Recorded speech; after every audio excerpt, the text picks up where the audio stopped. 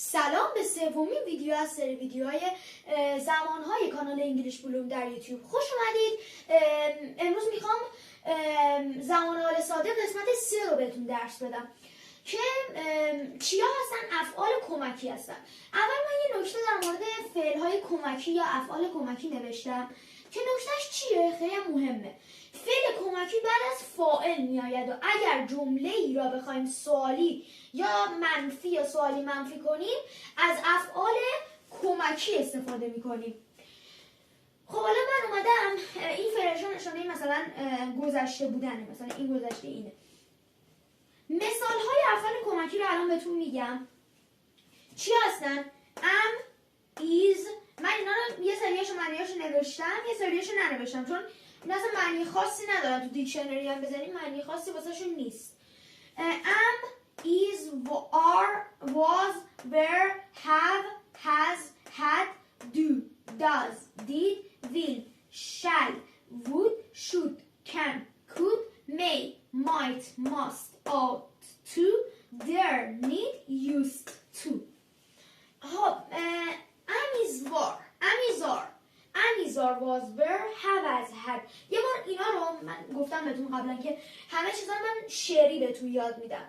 الان مثلا بخوام اینم شعری بگم چی میگم؟ میگم am is are، was were، have as had، do، does، did، will، shall، would، should، can، could، may، might، must، ought to، dare، need، used to. که am که حالا امه، بعد ایزه، بعد آره، بعد وازه. واز گذشته ایزه، بعد were گذشته آره، have، has مال he و she و it، had گذشته have، do، does مال he و she و it، do، does، did گذشته do، will، shall، would دیگه بقیه‌شون چیزه، should، can، could، may، might، must، ought to، dare، need، used to.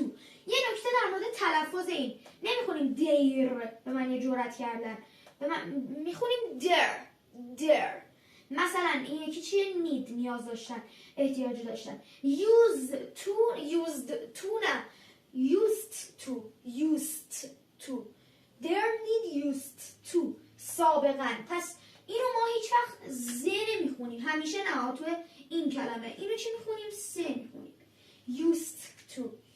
پس am is are was were have as had do does did will shall would should can could may might must ought to dare need used to. این تقریبا میشه گفت بیشتر افعال کمکی هستش که به نظرم به راحتی یه ذره اگه بخونین و عکس این تخته هم تو چنل تلگرامی میذارم به آیدی انگلیش بلوم و ENB 1391. دقیقا همین شکلی دقیقا بنویسین واسهتون میاره. سایت ما رو بنویسین دقیقا ENB 1391 واسهتون دقیقا سایت ما بالا میاد که عکس تخته و کلی چیزای دیگه تو اونجا هست. خیلی ممنونم که تا آخر ویدیو ما رو تماشا کردید. دکمه سابسکرایب رو بزنید، لایک هم همینطور و زنگوله بغل سابسکرایب هم بزنید که شما اولین نفری باشید که ویدیوهای ما رو همینطور که میبینید ببینید و کلی چیز ازش یاد بگیرید. خیلی ممنونم که تا آخر ویدیو ما رو تماشا کردید. خداحافظ. گودبای. سو لانگ.